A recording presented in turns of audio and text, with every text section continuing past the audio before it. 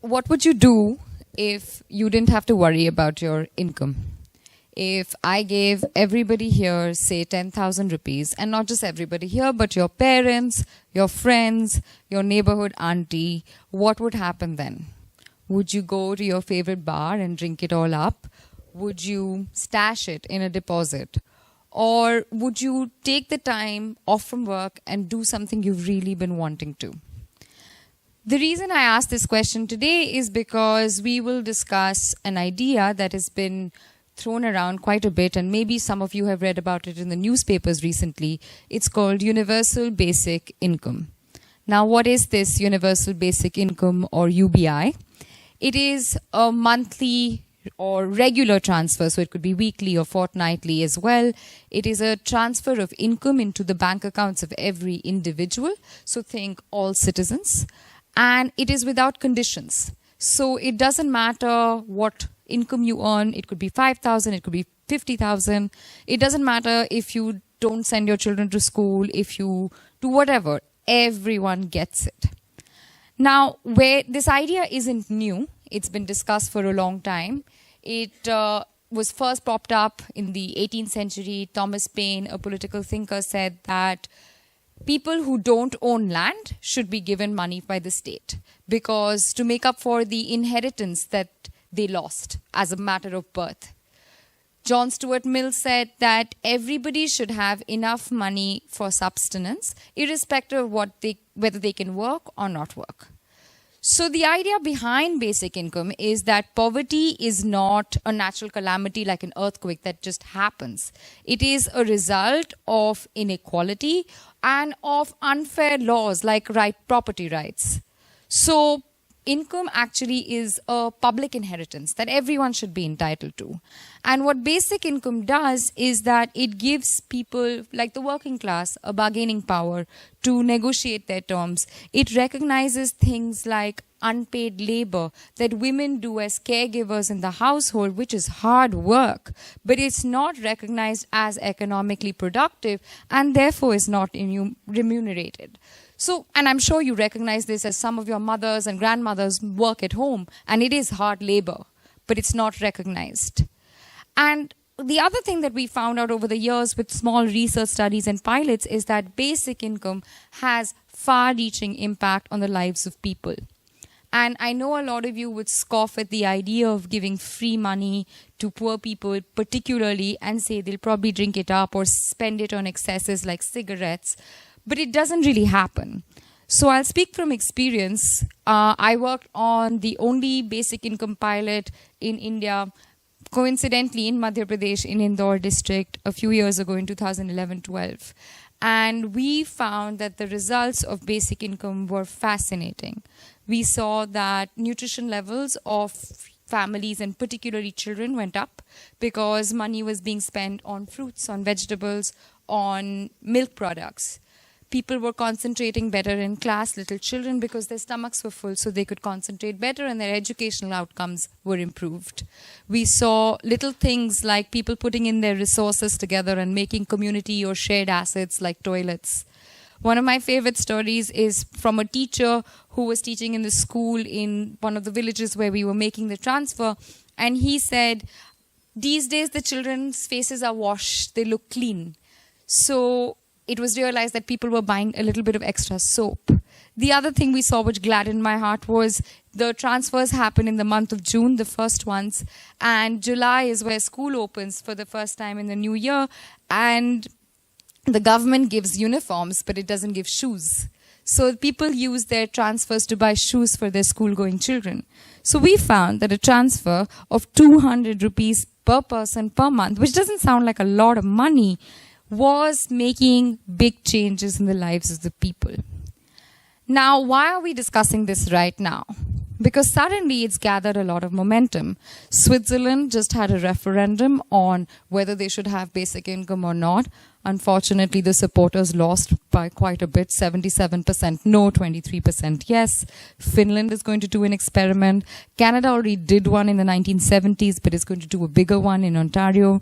And interestingly for you all, Y Combinator, an accelerator I'm sure you know very well, is also investing a lot of money to test the idea in a small part of California, where they've picked up 100 households. They're going to give them $2,000 a month for 2 years and see what's going to happen.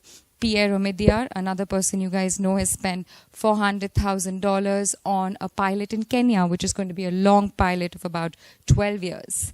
And in India as well, at home, in the economic survey which came out in the end of January, there was a whole chapter dedicated to basic income. And Arvind Subramanian, the chief economic advisor, has this conversation in the chapter with Mahatma Gandhi and ascertains that the Mahatma would definitely want basic income in India. So, of course, the government of India is now hurriedly planning on how to do it. So, what is the reason for this chatter all of a sudden? It is paranoia. Suddenly, people are very afraid that automation is coming after all our jobs. Robots are going to do things that you and I do right now. And even Elon Musk is concerned, so it must be a problem. He believes in basic income too. So, I mean, in India, I've seen figures, we lose 550 jobs a day to automation. And that doesn't sound like such a bizarre idea, because you think about India and you see that there are still a lot of things that we do that are actually automated in different countries. And when you think about technologies like Amazon's drones dropping, you know, your deliveries, or those fully automated stores that they've been planning, that's a lot of jobs. Those are our delivery boys, our cashiers, the people who man our stores. That's lakhs and lakhs of jobs. But then again, you want to think about, why is the Silicon Valley interested in something like this? What is their interest in what seems to be free money to people for social welfare? Now, the critique is that, and I tend to believe it, is that it's an excuse to make disruptive technologies. To say, guiltlessly, we can make those driverless cars and take your jobs because you have this basic income. The other thing that we've heard is that basic income should spark entrepreneurship. It should not just be a social security net. It should just be something, an interest-free loan, which is what Niti Aayog wants to make it.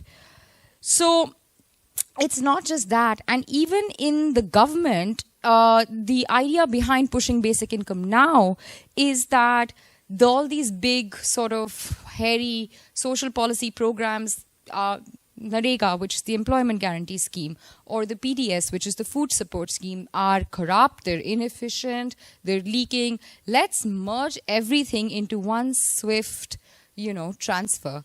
And we have JAM, which is, of course, Jan Dhan, which is financial inclusion, Aadhaar, and mobile. So it's easy to, make welfare into this swift transfer and then forget about everything else. But the thing is, we should remember why social welfare exists. NREGA, which I'm sure a lot of people know about, has changed the way minimum wage is structured in rural India. And the PDS, despite its leakages, which I'm sure are many, has actually prevented food riots in India in 2008 and the 2-year drought we just had. So the PDS is also an important instrument. And we shouldn't get on the bandwagon of these sexy new policies and say we'll try them too without thinking about these considerations. Now, when we were doing the pilot in Indore, there was a lot of planning, prepping, things we did, things we didn't do, things we wanted to do but couldn't do. There was, moments where things went completely awry. It started to rain, rivers swelled up. We had to carry bags of cash in makeshift boats to people's villages so that they could access their money. We tested everything many times. We did awareness workshops. We spoke to people and we researched very systematically what needed to be done and what people were doing with their money. And at the end of this 2-year experiment in just 4 villages, our recommendation finally was, yes, this can be tried for another trial. So the reason I'm discussing this right now is because just because an idea exists doesn't mean it needs to be immediately implemented. It needs to be tested. It needs to have questions answered around it. Just because Elon Musk is talking about it doesn't mean it's working in India. So Just like we test our vaccines, right? I'm sure you guys are aware of the trials. You start with a small sample, you expand it, you check for the impact it's having on people, you sort of think about how you can move it to different, each geography has a different impact. And that's how social policy also needs to be designed. Slowly, carefully, with careful checks at every step. Because this is India, one size does not fit all. Things go awry without us realizing, and whatever infrastructure you've created doesn't necessarily respond to things. And that's what I've learned from my experience, and also from a big idea that was implemented, which is demonetization. So we all know that when you come up with what seems like a really good idea, but you don't think it through, things tend to go awry. And the other thing about basic income is that it is so popular between the left and the right as well, along the political spectrum. So the left, and I guess me as well, think of it as an additional social policy, social welfare scheme that needs to go hand in hand with some very core programs. And the right thinks of it as a quick and dirty way to extend welfare to people without, having the government to employ large machinery. So given that this is an idea that everyone loves, you need to be suspicious about it. So you need to test it repeatedly. And the other questions that basic income needs to answer is stuff like, what is the impact on inflation? How does India as a labor surplus country respond to it with work? How do we think about people assigning meaning to their lives if work is taken care of? So nothing has been decided, and I'll have you know that while there's been so much chatter about it, there's very little evidence. Like I said, this thing exists in the economic survey, and there's been one pilot in 4 villages of India, which I was a part of, so I know that it's the only one. And suddenly we're talking about it like it's happening. I almost expected Mr. Jaitley to announce it in the budget, as did many other people. So the thing is, the reason I'm talking about is that ideas exist, and they're all very, very good.